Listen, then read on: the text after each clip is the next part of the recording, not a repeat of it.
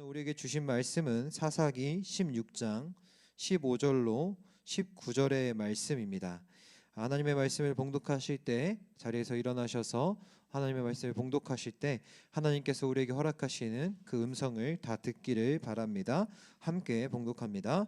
들릴라가 삼손에게 이르되 당신의 마음이 내게 있지 아니하면서 당신이 어찌 나를 사랑한다 하느냐. 당신이 이로써 3번이나 나를 희롱하고 당신의 큰 힘이 무엇으로 말미암아 생기는지를 내게 말하지 아니하였도다 하며 날마다 그 말로 그를 재촉하여 조르매 삼손의 마음이 번뇌하여 죽을 지경이라. 삼손이 진심을 드러내어 그에게 이르되 내 머리 위에는 삭도를 대지 아니하였나니 이는 내가 모태에서부터 하나님의 나실인이 되었음이라. 만일 내 머리가 밀리면 내 힘이 내게서 떠나고 나는 약해져서 다른 사람과 같으리라 하니라. 들릴라가 삼손이 진심을 다 알려주므로 사람을 보내어 블레셋 사람들의 방백을 불러 이르되 삼손이 내게 진심을 알려주었으니 이제 한 번만 올라오라 하니 블레셋 방백들이 손에 은을 가지고 그 여인에게로 올라오니라. 들릴라가 삼손에게 자기 무릎을 베게 자게 하고 사람을 불러 그의 머리털 7가닥을 밀고 괴롭게 하여 본즉 그의 힘이 없어졌더라. 아멘. 네, 자리에 앉으시겠습니다. 여러분, 저는요 종종 종합격투기를 봅니다. 네, 보게 생겼죠. 종합격투기를 봅니다. 제가 좋아하는 선수는 여러분들도 다 잘 아시는 정찬성 선수입니다. 얼마 전에 할로웨이와의 경기에서 안타깝게 패배한 후 은퇴를 했죠. 그의 종합격투기 전적은요 21전인데요 16승 5패입니다. 그 중에 자그마치 11승이나 KO로 승리하는 아주 전투적으로 경기를 진행하는 그런 선수였습니다.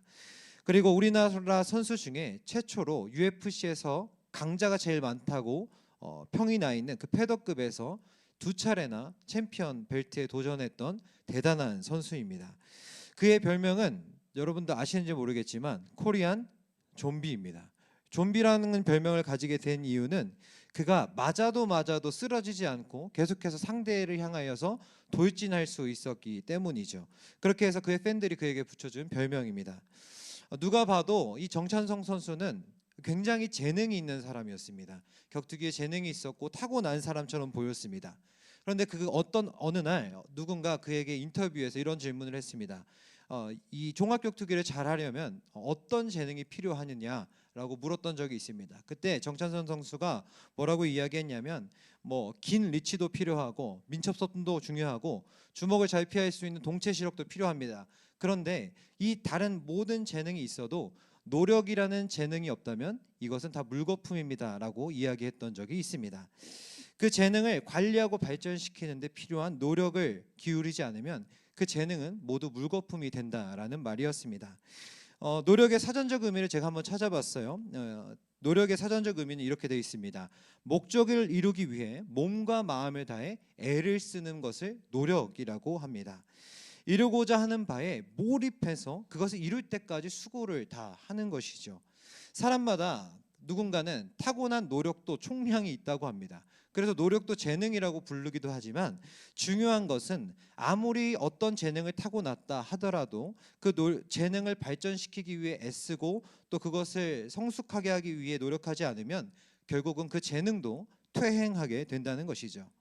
우리는 지난 1월 첫 주부터 청년 비전을 세우다라는 주제로 첫 번째로 우리 백승현 전도사님이 꿈이라는 주제로 말씀을 전했고 그리고 오늘 두 번째 시간으로 끼에 대해서 여러분과 함께 이야기를 나누려고 합니다. 끼란 뭘까요, 여러분? 삼시세끼의 그 끼가 아니고 끼니가 아니고 소질을 속되게 표현하는 말이 끼입니다. 끼.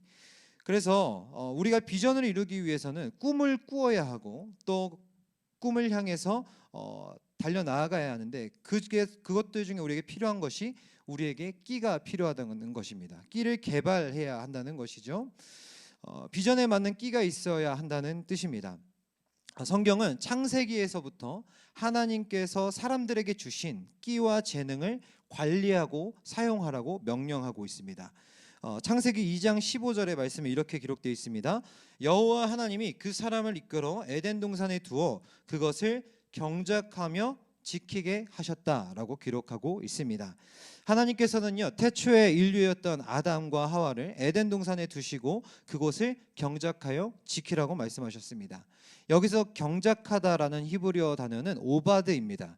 제가 히브리어 사전을 찾아보니까 이 오바드라는 뜻은 이런 뜻이 있습니다. 목적이나 필요에 따라 정신적, 육체적 일을 함으로써 자신을 발휘한다라는 뜻이 있습니다. 여기서 중요한 것은 자신을 발휘한다는 것입니다. 자신을 발휘한다. 하나님께서는 태초에 인류에게 육신을 주셨고 그곳에 생명을 불어넣어 주셨습니다. 그리고 그가 살아갈 수 있는 하늘과 땅을 주셨고 또 동식물을 허락하시고 그것을 관리하고 경작하라고 명령하셨던 것이죠. 그곳에서 하나님께서 아담을 두신 이유는 그곳에서 자신을 발휘하면서 하나님이 지으신 이 세계를 다스리라는 명령이었다는 것이죠. 그렇습니다. 하나님께서는 우리에게 주신 끼나 재능은요, 썩히라고 주신 것이 아니라는 겁니다. 발휘하라고 주신 겁니다. 물론 여기서 말하는 이 자신을 발휘한다라는 것은 나를 자랑하고 나의 욕망으로 점철된 어떤 욕망의 타업을 쌓아가는 것을 말하는 것이 아닙니다. 하나님께서 이 세계와 저와 여러분을 지으셨을 때 목적하신 바를 이루어 가라는 것을 말하고 있는 것이죠. 여러분, 자동차는 엔지니어가 설계한 대로 구상한 대로 작동하는 것이 자동차 자신을 발휘하는 것이 아니겠습니까? 여기 있는 피아노도 제작자의 의도에 따라 제대로 된 소리를 내야 자신을 발휘하는 것이고 이 마이크도 제대로 작동할 때 자신을 발휘하는 것입니다. 이처럼 우리가 하나님 앞에서 자신을 발휘한다는 것은 하나님께서 우리에게 각자 주신 꿈, 소명, 사명 다 좋습니다. 이러한 것들을 이루어가는 모습을 보여주는 것이, 드러내는 것이 바로 자신을 발휘한다라는 뜻입니다. 그리고 결국 우리는 하나님께서 각자에게 주신 그 꿈과 소명에 따라 최선을 다해 자신을 발휘하는 삶을 살아가야 한다는 것이죠. 그렇다면 여기까지 얘기했을 때 어떤 청년들이 이런 질문을 합니다. 목사님, 저는 여러 가지 생각을 해봤는데 제 소명과 제 욕망을 잘 구분하기 어려울 때가 많습니다 라는 질문을 합니다. 그렇다면 여기서 제가 제안할 수 있는 방법은, 매일의 삶의 선택 가운데 비전과 욕망을 구별할 수 있는 방법은 다른 것이 없다고 말씀드리고 싶습니다. 그것은 귀찮고 힘이 들더라도 결국은 말씀 묵상하는 일에 부지런해야 우리가 하나님의 뜻과 내 욕망을 구별할 수 있게 됩니다. 기도를 통해 하나님과 가까워지는 시간을 놓치면 안 됩니다. 여러분 하루에 얼마나 말씀을 묵상하십니까? 여러분 하루에 얼마나 기도하십니까? 여러분의 삶의 루틴 속에 하나님께 할애하는 시간, 하나님의 뜻을 알기 위해 투자하는 시간이 얼마나 되십니까? 얼마나 되세요? 만약에 여러분의 삶 가운데 하나님께 여쭙고 하나님께 듣는 시간이 전혀 없다면 우리는 절대로 하나님의 뜻을 당연히 알 수 없습니다. 만약 일상에 하나님의 뜻을 알아가는 시간이 없다면 그 인생은 나 자신을 죽이는, 내 영혼을 죽이는 욕망을 먹고 사는 삶이지 나 자신을 살리는 하나님의 참된 음식과 음료를 먹고 사는 삶은 아니라는 것입니다. 그래서 우리는 하나님의 뜻을 분별할 수 없게 되는 것이죠. 말씀을 묵상하고 기도 시간을 확보할 때 우리는 내 삶을 향한 하나님의 뜻과 내 욕망을 더욱 선명하게 구별할 수 있게 되는 것입니다.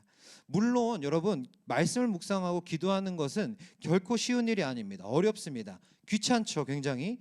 그러나 여러분, 제가 보니까 여러분들이 좋아하는 일을 할 때 얼마나 많은 시간을 투자하는지를 보게 됐어요. 지금 여러분들 여행 계획을 짜고 계시는 분들이 계시죠? 보니까 심혈을 기울여서 여행 계획을 짭니다. 굉장히 많은 시간을 투자하는 것 같습니다. 이것뿐만 아니라 여러분들이 취업을 준비할 때도 얼마나 많은 시간을 투자하세요? 또 학업을 위해서 얼마나 많은 시간을 투자합니까? 제가 얘기하고 싶은 건 그게 잘못됐다는 게 아니라 중요한 일일수록 우리의 힘과 정성과 또 우리의 모든 것들을 기울이게 되어 있다는 겁니다. 이처럼 내 삶을 향한 하나님의 뜻과 욕망을 분별하는 그 일보다 중요한 일은 어찌 보면 없을지도 모릅니다. 왜냐하면 우리의 영혼이 달린 문제이기 때문입니다.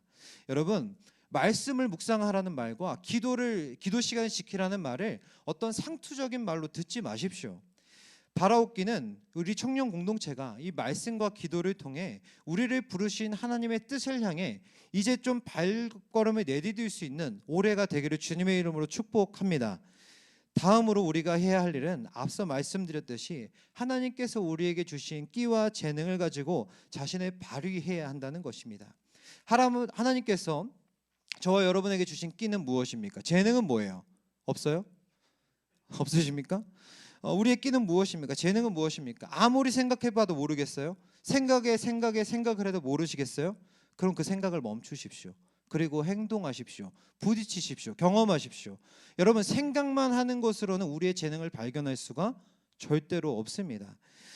어떤 분야이든지 내가 부딪혀봐야 내가 그것에 열정이 있는지 소질이 있는지 그것에 내가 좋아하는지 싫어하는지를 알 수 있지, 생각만 해서는 절대로 알 수 없다라는 것입니다. 여러분, 주 이름 찬양이라는 찬양 아시죠? 주 이름 찬양 가는 길, 이 찬양을 작곡한 여러분들도 아시잖아요. 굉장히 세계적인 찬양 인도자 맷 레드먼이라는 사람입니다. 이 사람이 여러분 믿기지 않겠지만 처음에 찬양 인도를 시작할 때 기타 코드 3개밖에 못 쳤대요. 기타 코드 3개를 가지고 찬양 인도를 시작했대요. 우리 백승현 전도사님은 엄청 많이 치실 수 있죠. 저도 뭐 엄청 많이 칩니다. 하지만 아무튼 그런데 이 맷 레드먼은 3개밖에 못 쳤다는 거예요. 3개밖에. 근데 여러분, 이분이 노래도 못했대요. 기타도 잘 못 쳤대요. 그런데 찬양할 때 가슴이 벅찼고 찬양할 때 하나님의 만지심을 경험했고 그 안에서 평안함을 느꼈을 때 다른 사람이 뭐라고 하든지 내가 이 일을 놓지 않아야겠다라고 다짐을 했다는 겁니다. 그리고 그 결과 어떻게 됐습니까? 우리가 다 알고 있는 세계적인 찬양 인도자가 탄생하게 된 것이죠. 제가 여러분에게 지금 어떤 세계적인 사람이 되라고 이야기하는 게 아닙니다. 제가 여러분들에게 말씀드리고 싶은 것은 맷 레드먼이라는 사람이 다른 사람의 어떤 말들에 대해서 듣고 그것에 함몰되어서 찬양 인도를 시도하지 않았더라면, 그것을 경험하지 않았더라면 그가 정말 세계적인 찬양 인도자로 하나님께 쓰임 받을 수 없게 되었을 거라는 것이죠. 그럼에도 불구하고 그가 경험했기 때문에, 시도했기 때문에, 그것에 부딪혔기 때문에 그가 하나님의 일하심에 경험하고 하나님의 은혜를 전하는 사람이 될 수 있었다라는 것이죠. 물론 재능이 있다고 이 사람처럼 모두가 유명해지는 것은 아닙니다. 다시 한번 말씀드리지만 재능이란, 끼란 하나님께서 우리를 지으신 목적대로요, 부르신 목적대로 살아가게 하시기 위해서 하나님이 저와 여러분에게 주신 겁니다. 그렇기에 재능을 통해 자신을 발휘하는 그 일은요, 어떤 꼭 세계적인 아티스트가 된다거나 불을 엄청나게 쌓는다거나 높은 자리에 올라가는 것이 아니라 하더라도 상관없습니다. 하나님께서 우리에게 끼를 주신 목적은 우리에게 주어진 일상 있잖아요. 여러분들의 가정 있죠? 직장 있죠? 학교 있죠? 그곳 가운데 하나님께서 여러분들에게 허락하신 그 소명과 사명을 이루어가게 하기 위해서 저와 여러분에게 하나님께서 끼를, 재능을 주셨다라는 겁니다. 물론 근데 이것도 쉽지 않습니다. 이렇게 살아가는 것도 굉장히 어렵습니다. 그래서 많은 사람들이요, 하나님이 주신 끼를 발견하지 못하거나 아예 경험하지 않았기 때문에 아예 발견하지 못하거나 또는 어렵게 발견을 해도 잘못 사용하는 경우가 왕왕 있습니다. 대표적으로 오늘 본문에 기록된 삼손이 그러했습니다.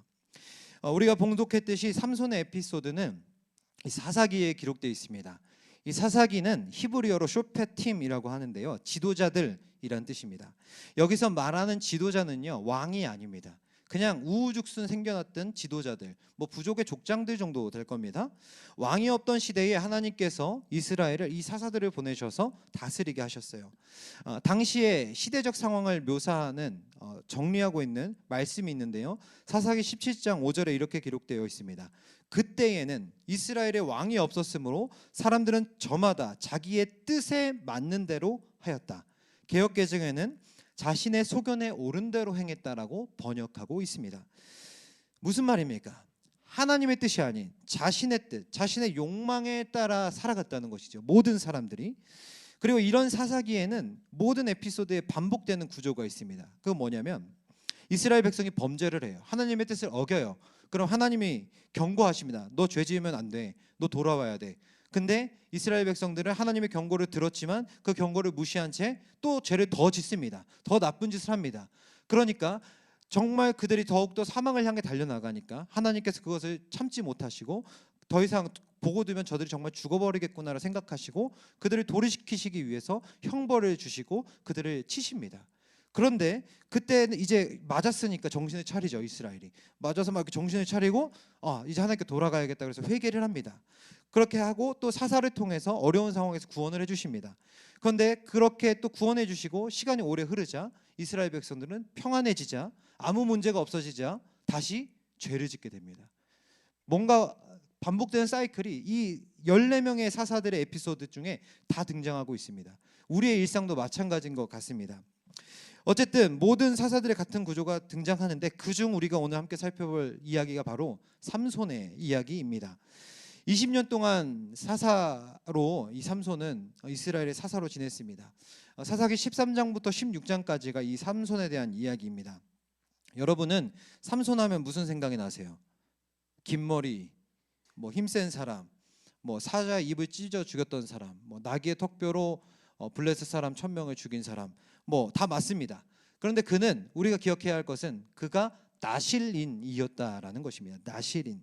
나실인이란 평생 혹은 한시적으로 세상과 단절하고 스스로를 구별해서 하나님께 봉헌된 자입니다. 하나님의 뜻에 하나님께만 사용되는 도구로서 헌신된 자를 나실인이라고 합니다. 그래서요 나실인들에게는 이 하나님의 사역을 오롯이 감당하게 하기 위해서 세 가지를 금지했습니다. 첫 번째는 뭐냐면 포도에서 나는 모든 소산물들을 먹으면 안 됐습니다. 그러면 포도도 먹으면 안 됐고 포도주도 먹으면 안 됐습니다. 왜냐하면 그 포도를 먹는 그 일이 자신의 정신을 좀 흐리게 할 수 있기 때문에 하나님의 뜻을 분별할 수 없게 될 수 있기 때문에 그것을 금지했던 것이고 두 번째로 시체 또는 동물의 사체를 가까이 하지 못하게 했습니다. 유대인들은 이 시체를 부정하게 여겼습니다. 그렇기 때문에 하나님의 뜻을 감당하는 이 나실인은 부정한 것들에 접촉되면 안 됐었기 때문에 금지했던 것이죠. 그리고 마지막으로 머리를 자르면 안 됐습니다. 칼로 머리를 깎으면 안 됐던 것이죠. 왜냐하면 유대인들에게 머리카락은요 하나님의 영광을 상징하는 겁니다. 머리카락이 긴다는 것은 그만큼 하나님의 축복과 영광을 내가 누리고 있는 사람이라는 것을 보여주는 것이고 긴 머리를 하고 다니는 사람들을 보면 이스라엘 사람들은 저 사람이 나실인이구나를 생각하고 그들을 바라봤다라는 것이죠. 겉으로 거룩한 표징이 드러났던 것이죠. 그리고 하나님께서는 결정적으로 이 삼손이 자기의 역할을 잘 감당하기 위해 무엇을 주셨습니까? 큰 힘을 주셨습니다. 큰 힘, 엄청난 힘을 주셨습니다. 그렇습니다. 그의 힘이 하나님께서 삼손에게 허락하셨던 재능, 끼였습니다. 그는 그 끼를 가지고 자신을 발휘해야 했습니다. 그러나 여러분 너무나 안타깝게도 여러분들도 뭐 잘 아시겠지만 그는 하나님께서 주신 재능을 제대로 사용하지 못했어요. 제대로 사용하지 못한 정도가 아니라 오용하는 것을 우리가 본문을 통해서 발견하게 됩니다. 삼손은요 12지파 중에 단지파라는 지파의 사람이었습니다. 이 단지파는요 당대에 이 블레셋이라는 이스라엘을 끊임없이 괴롭히던 블레셋이라는 나라와 붙어있던 지파였습니다. 사사 시대의 블레셋은 이스라엘을 끊임없이 위협했고 사사들은 이 블레셋의 위협으로부터 자기 민족을 지키는 게 자신의 소명이었고 사명이었습니다. 삼손도 그 중에 한 사람이었죠. 그런데 오늘 우리가 읽은 본문만 봐도 그리고 13장부터 16장의 말씀을 보면 그는 블레셋에 대항한 것이 아니라 블레셋에 폭 빠져 있었습니다. 완전 빠져 있었어요. 완전 취해 있었어요. 하나님께서 주신 힘과 끼를 가지고요 블레셋에 맞서고 이스라엘을 일으켜 세워야 했지만 전혀 그런 일을 하지 않습니다. 그는 블레셋의 여인에게 3번이나 빠집니다. 3명의 여인이 등장해요. 처음에는 블레셋 딥나라는 동네에 있는 출신의 여인에게 장가를 갔습니다. 부모님이 만류했고 넌 나실인이다. 이방인과 결혼하면 안 된다. 너는 거룩함을 지키고 정결함을 지켜야 된다고 이야기했지만 다 필요 없었습니다. 삼손에겐. 자신의 힘을 믿고 그냥 블레셋 여인과 결혼을 합니다. 그런데 결혼식 날 무슨 일이 일어나냐면 시비가 붙어요. 그 피로 현장에서. 수수께끼를 내고 삼손이 수수께끼를 내고 내기를 합니다. 블레셋 사람들과. 이걸 맞추면 내가 어느 정도의 보상을 주겠으니 맞춰봐라 그랬는데 블레셋 사람들이 못 맞춥니다. 못 맞추고 자신들의 어떤 재산에 타격을 입게 될 것 같자 볼모로 삼손의 그 부인을 잡고 또 그의 부모까지 잡아가서 죽여버립니다. 이 삼손이 나중에 그 사실을 알고 너무 열받아가지고 여우 300마리를 잡아서 2마리씩 묶어가지고 불을 붙여가지고 블레셋의 온 땅에 있는 논밭으로 뛰어나가게 합니다. 그러니까 어떻게 됐겠습니까? 블레셋의 농경지가 다 불탔겠죠. 먹을 것이 없어지게 됐습니다. 근데 삼손이 참 못한 게 그걸로도 화가 안 풀렸나 봐요. 그래서 나귀 턱뼈를 가지고 1000명을 쳐 죽입니다. 굉장히 무서운 사람이었죠. 그리고 이것뿐만 아닙니다. 두 번째로는 또 블레셋 가사 지역의 기생의 유혹에 빠져요. 그 기생의 유혹에 빠져서 또 한 번 큰 위험을 겪게 됩니다. 그러나 그때에도 하나님께서 주신 힘이 있기 때문에 그 어려움을 그냥 빠져나옵니다. 그리고 오늘 마지막으로 등장하는 게 이 들릴라의 이야기입니다. 들릴라의 유혹에 빠져 결국은 어떻게 됩니까? 머리가 잘리고 힘을 다 빼앗겨 버리게 되죠. 그리고 그는 감옥에서 맷돌이나 돌리면서 비참한 여생을 보내게 됩니다. 그런데 어떻게 됩니까? 나중에 밀렸던 머리카락이 다시 자라요. 여러분, 제 머리도 자랄 겁니다. 머리가 자랍니다. 자라나면서 다시 힘이 생겨요. 하나님께서 그 머리카락에 힘이 있다고 했잖아요. 머리카락이 자라면서 힘이 자랍니다. 그래서 그때 당시에 블레셋에는 다곤신이라는 신을 섬겼단 말이죠. 근데 이 다곤신을 섬기는 그 축제에 블레셋 사람 3,000명이 모입니다. 그 신전에. 그런데 이제 그때 머리카락이 이렇게 막 자라니까 힘이 생기는 걸 느꼈어. 그래서 이제 삼손이 눈은 멀었지만 힘은 있잖아요. 그래서 자기가 묶여있던 그 다곤 신전을 지탱하던 두 기둥을 뽑아버립니다.